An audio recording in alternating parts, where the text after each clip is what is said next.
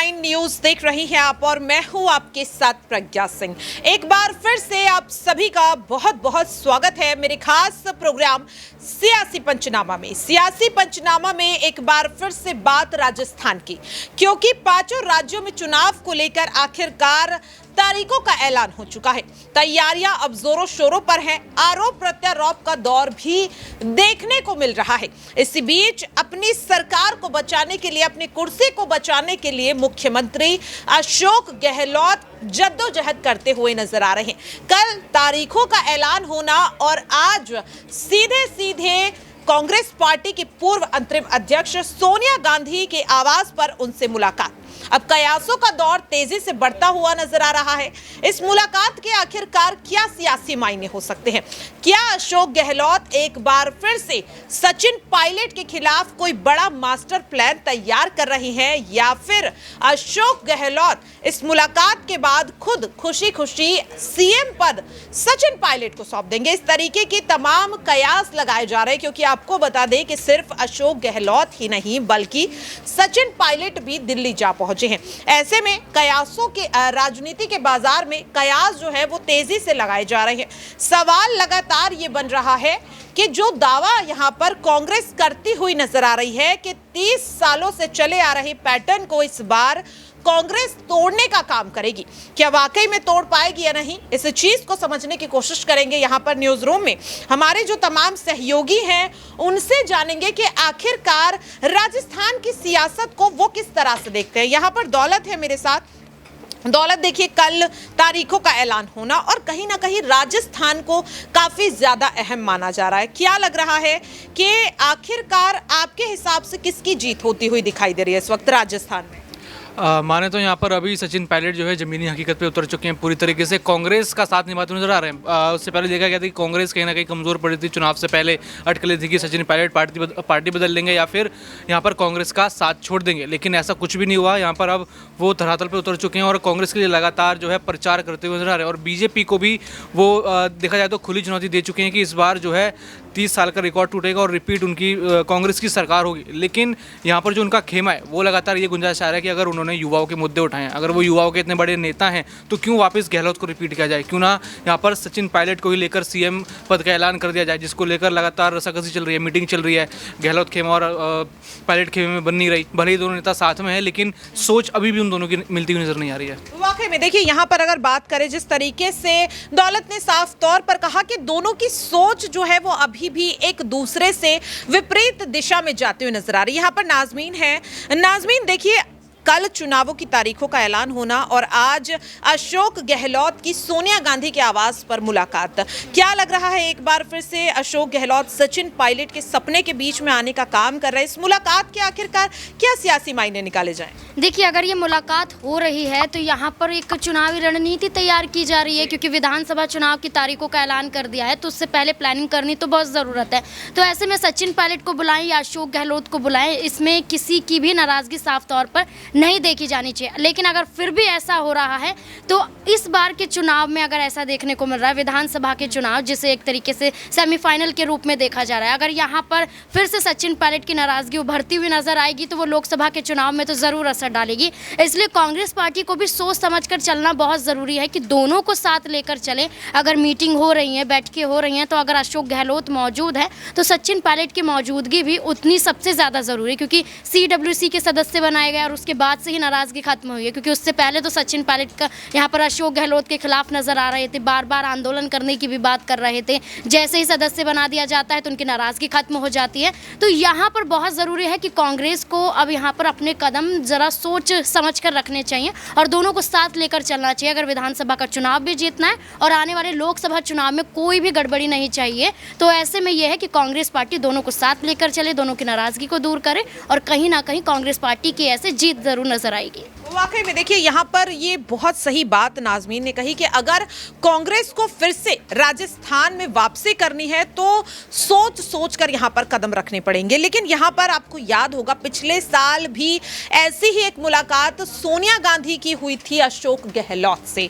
एक पेपर के साथ अशोक गहलोत सोनिया गांधी से मुलाकात करने के लिए गए थे और तब हमने क्या देखा कि किस तरीके से गहलोत खेमे से एक साथ लगभग 90 उनके विधायकों ने यहाँ पर इस्तीफा दे दिया। और आज एक बार फिर से यहाँ पर जिस तरीके से देखिए बैठक हो रही है, गहलोत के खेमे ने जिस तरीके से पायलट के खिलाफ मोर्चा खोला और एक और बैठक यहाँ पर अबरार हैं, अबरार से समझेंगे। अबरार देखिए जिस तरीके से पिछली बैठक के बाद सचिन पायलट के खिलाफ पूरा गहलोत खेमा खड़ा हो गया था कि अगर उन्हें सीएम बनाया गया तो वो सरकार को गिरा देंगे। एक बैठक आज फिर से हो रही है, अशोक गहलोत और सोनिया गांधी मुलाकात कर रहे हैं, हालांकि सचिन पायलट भी वहां पर पहुंचने वाले। लेकिन क्या लग रहा है कि आखिरकार अशोक गहलोत के दिमाग में क्या चल रहा है इस वक्त? देखिए, अशोक गहलोत ने बीते जो जनसभाओं में तमाम बातें रखी है, जाहिर सी बात है कि उससे ये अंदाज़ा साफ तौर पर लगाया जा सकता है कि प्रदेश की राजनीति में जो दो चेहरों के बीच की जो अदावत थी वो कहीं ना कहीं बीते 6 महीने एक साल की बात करें तो वो उभर करके सामने आई है। और इसका कहीं ना कहीं कांग्रेस का जो कोर वोट बैंक है उस पर एक अच्छा खासा असर पड़ा है। यही वजह है कि कांग्रेस पार्टी हाईकमान ने उसकी भरपाई के लिए सचिन पायलट को CWC का मेंबर बनाया। और जाहिर सी बात है कि सचिन पायलट के जो समर्थक लोग हैं, उनके समर्थक जो विधायक हैं, उनको कहीं ना कहीं इस बात से एक जो है उम्मीद ज़रूर जागी है कि आने वाले दिनों में चुनाव के नतीजों के बाद हो सकता है कि कांग्रेस पार्टी सचिन पायलट को कोई बड़ी जिम्मेदारी भी दे, लेकिन इसकी गुंजाइश कितनी है ये समझना पड़ेगा। क्योंकि इस वक्त जो है अशोक गहलोत लगातार प्रदेश के उन जो है सीटों का दौरा कर रहे हैं, ख़ास करके अगर भरतपुर संभाग की बात करें हम तो उन तमाम जगहों पर जा कर के वो अपनी मेहनत को दिखा करके कांग्रेस पार्टी को कहीं ना कहीं अपनी तरफ खींचना चाह रहे हैं ताकि पार्टी हाईकमान जो है वो उनके खिलाफ ना चाहे। लेकिन इतना तय है कि अगर राजस्थान में दोबारा सरकार बनती है तो जाहिर सी बात है कि इसका सेहरा अशोक गहलोत के सर ही बांधा जाएगा, भले ही सचिन पायलट कितना भी ज़्यादा जो है धरातल पर उतर कर मेहनत करे।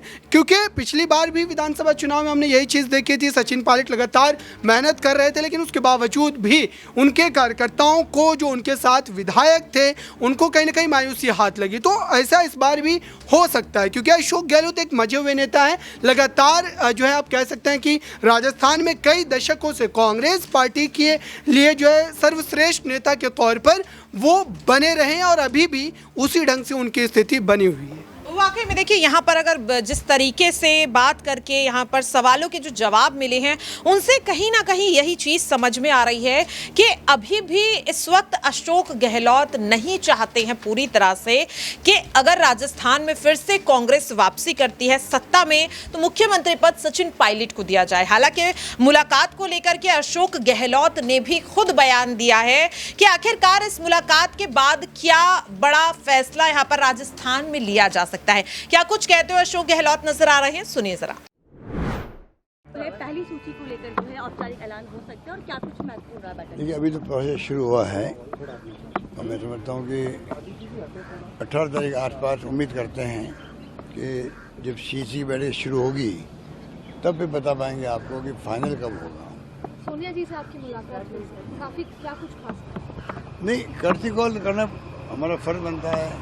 लंबे समय तक हमारे वो अध्यक्ष रही हैं और जो कुछ आज हम लोग यहाँ तक पहुँचे हैं तो उनके आशीर्वाद से पहुँचे हैं। इतना विश्वास मुझ पर किया, पहली बार जब मैं मुख्यमंत्री बना तब से उनका आशीर्वाद मुझे मिला, तभी तो बन पाया है। इतना विश्वास था उनका, और विश्वास 25 साल तक काम रखना बहुत बड़ी बात है, काम रखा हुआ है।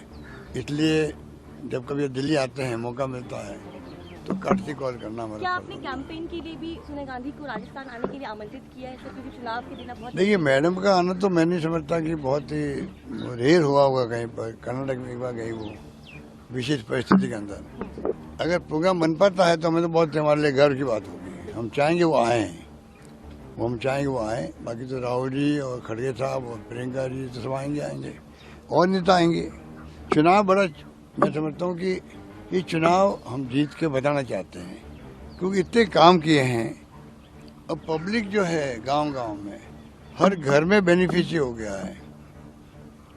इस प्रकार की हमारी योजना शानदार है, सोशल सिक्योरिटी की है, कानून पास हमने कर दिए, महंगाई को लेकर राहत देने के लिए हमने विनम्र प्रयास किया है। देखो, महंगाई की मार सबको होती है, बस विथ ह्यूमिलिटी ये प्रयास किया गया इस महंगाई की मार के वक्त में कैसे राहत मिले लोगों को। हमारा हर कदम उस दिशा में है कैसे कम से कम बचत हो घर के अंदर, जिससे कि बच्चों की देखभाल अच्छी हो सके। इस प्रकार से हमने बचत करने का प्रयास किया और उसमें हम कामयाब भी हुए। जो फीडबैक आ रहा है वो फीडबैक यही है कि चारों और लोगों में मैसेज है गांव-गांव के अंदर। अब बीजेपी वाले कई अफवाहें फैलाते रहते हैं, हम लोग उनकी तरफ ध्यान नहीं दे रहे हैं, ना उनको जवाब देना चाहते हैं हम लोग, क्योंकि गुड गवर्नेंस इतनी बड़ी है राजस्थान के अंदर। गुड गवर्नेंस के आधार पर हम पब्लिक से अपील करेंगे भाई अब हमें एक मौका और दो, जिससे कि हम बता सकें आपको कि सरकार रिपीट करने के क्या फ़ायदे हैं। और सरकार रिपीट तो देखा आपने किस तरह से अशोक गहलोत ने अपने बयान में ये साफ कर दिया कि चाहे सचिन पायलट कितनी भी कोशिश कर ले, लेकिन कहीं ना कहीं मुख्यमंत्री का पद उन्हें ही मिलने वाला है। अब देखना होगा कि इस मुलाकात के आखिरकार किस तरह से असर यहां पर विधानसभा चुनाव पर पड़ता हुआ देखा जाएगा। वहीं दूसरी ओर जो दावा लंबे समय से कांग्रेस करती हुई नजर आ रही है सत्ता में वापसी का, क्या वो वाकई में होता हुआ नजर आएगा या नहीं। फिलहाल के लिए मेरे खास प्रोग्राम सियासी पंचनामा में आज के लिए इतना ही। कल फिर होगी किसी अन्य मुद्दे को लेकर आप सभी से मुलाकात।